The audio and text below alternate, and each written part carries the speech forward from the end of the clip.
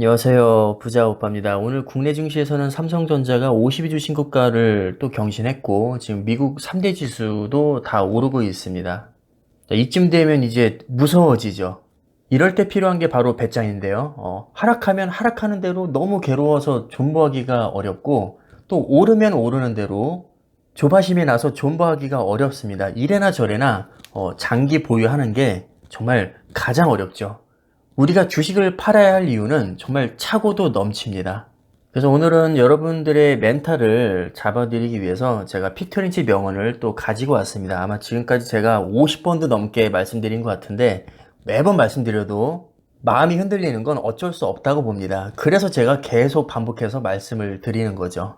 걱정거리는 항상 존재합니다. 자, 지금 돈 복사가 되고 있는 이 와중에도 우리는 걱정이 되죠. 아, 줄 때 먹을까? 조정 크게 올 것 같은데 조정이 올까봐 두렵고 걱정이 됩니다. 왜냐하면 장기 투자가 좋다고 해서 내가 계속 보유를 하고 있었는데 조정이 크게 와서 50% 폭락해버리면 너무 억울하거든요.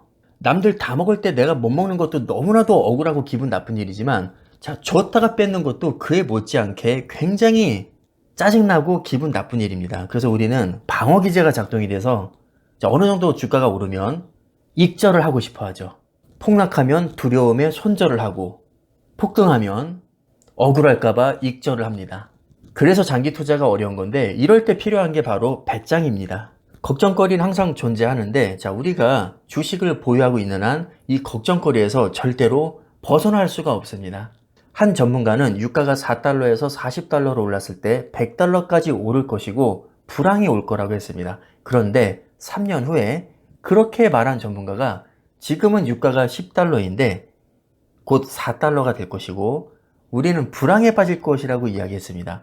자, 유가가 오르면 오르는 대로 걱정이고 내리면 내리는 대로 걱정이라는 겁니다. 역시 걱정거리에서 벗어날 수가 없다는 거죠. 자, 이처럼 걱정거리는 항상 존재합니다. 중요한 것은 머리가 아니라 배짱이라는 거죠.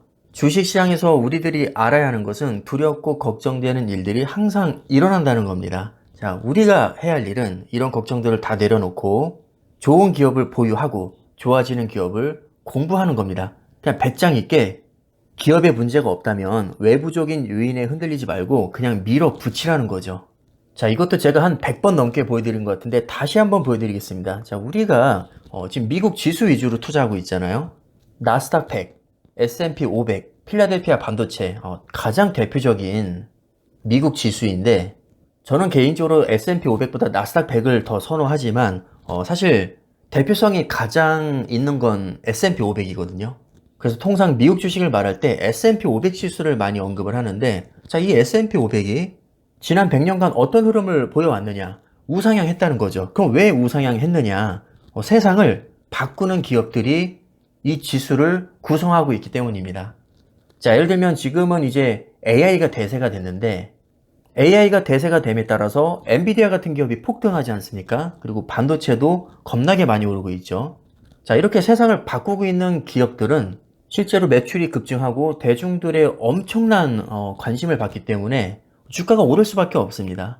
사람 마음이 다 똑같다는 거죠. 자, 앞으로는 뭐가 돈 될 거래. 야, 앞으로는 전기차가 대세인데 2차 전지가 엄청 뜰 거래. 그럼 투자자들이 몰릴 수밖에 없고 주가도 오를 수밖에 없습니다. 앞으로는 AI가 뜬대. 요즘 AI를 빼고는 뭐 4차 산업을 논할 수가 없거든요. 그래서 얼마 전 뉴스를 보면 요즘 미국에서도 AI 관련 스타트업 기업들이 엄청나게 지금 뜨고 있다고 합니다. 엔비디아는 이제 너무 많이 올라서 뭐 예전처럼 10배, 20배 오르기를 기대하기는 어렵겠지만 뭐 그래도 장기적으로 봤을 때는 저는 훨씬 더 많이 오를 거라고 보고요. 앞으로 제2의 엔비디아, 제3의 엔비디아가 당연히 계속해서 나올 겁니다. 그럼 그런 기업들이 당연히 나스닥에 편입이 될 거고요. 비중이 더 높아질 거고요. 그럼 전반적으로 나스닥이나 뭐 필라델피아 반도체나 S&P 500 지수를 또 끌어올리겠죠. 미래 유망한 분야가 AI만 있는 게 아니거든요. 뭐 메타버스도 있고, 클라우드 서비스도 있고, 빅데이터도 있고, 전기차도 있고, 자율주행도 있고, 5G, 6G도 있고, 드론도 있고, 로봇도 있고, 너무나도 많습니다. 그럼 이런 유망한 분야들을 주도하고 있는 기업들이 지금 천문학적인 돈을 투자하고 있는데 자, 과연 5년 후, 10년 후, 20년 후에 그 기업들의 가치는 또 얼마나 올라가 있을까요? 물론 주식이라는 게 마냥 오를 수는 없습니다. 당연히 중간에 경기 침체도 올 것이고 뭐 전쟁도 또 여러 번 터질 거고요.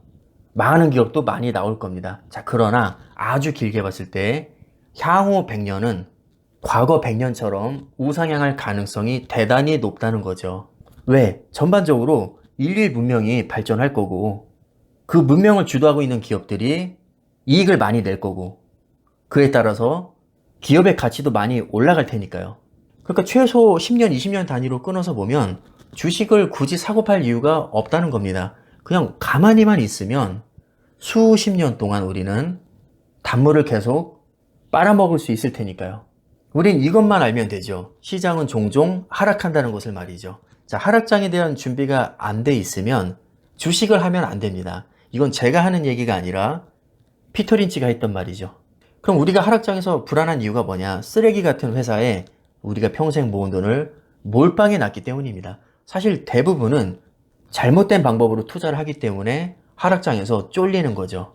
무리하게 비투하지 않고 내가 감당할 수 있을 만한 금액으로 세계 탑 클래스 기업을 장기 보유하겠다는 마음으로 접근하면 하락장에서 쫄릴 이유가 딱히 없습니다. 막말로 폭락하면 추가 매수하면 그만이고요. 쫄딱 망해도 애초에 내가 무리하게 비투하지 않고 여유 자금으로만 했기 때문에 내 인생이 날아갈 이유가 없습니다. 그리고 우상향에 대한 확신만 있다면 폭락장이야말로 인생 역전의 기회가 될 수 있는 거죠.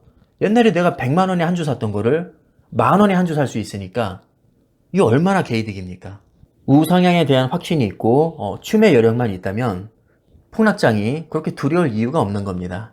언제 크게 조정이 올지 모르겠지만 이 조정을 잘 견디고 나면 다시 상승장이 찾아올 것이고요.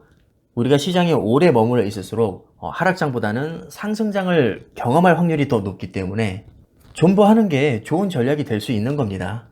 이 객관적인 팩트와 데이터를 기반으로 우리는 지금 확률이 더 높은 쪽에 베팅을 하고 있는 거죠. 세계 최고의 주식들을 사서 오래 보유하는 게 그 어떤 방법보다도 우리가 주식으로 돈을 벌 확률이 높습니다.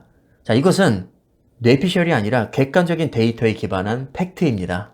근데 이런 건 있죠. 그럼에도 불구하고 망할 확률은 분명히 존재합니다. 자, 우리나라에서 제일 좋다는 서울대를 졸업하고도 인생이 안 풀리면 뭐 그건 어쩔 수 없는 거죠. 하버드 대학을 수석으로 졸업하고도 인생이 안 풀리면 뭐 그걸 어쩌겠습니까? 그냥 받아들여야죠. 자, 그러나 적어도 우리에게 선택권이 있다면 너 우리나라에서 어느 대학에 갈래? 원하는 대학 다 보내줄게 하면 무조건 서울대를 가는 게 제일 좋은 거고요.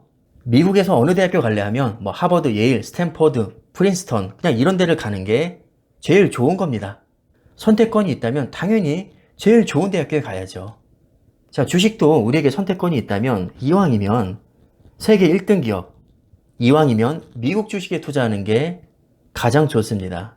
자, 그리고 그런 종목들에 투자를 했다면 최대한 오래 보유하는 게 좋습니다. 그래서 존버를 하라는 거죠. 자, 그럼 투자에 참고하시고요. 영상 여기까지 하겠습니다. 감사합니다.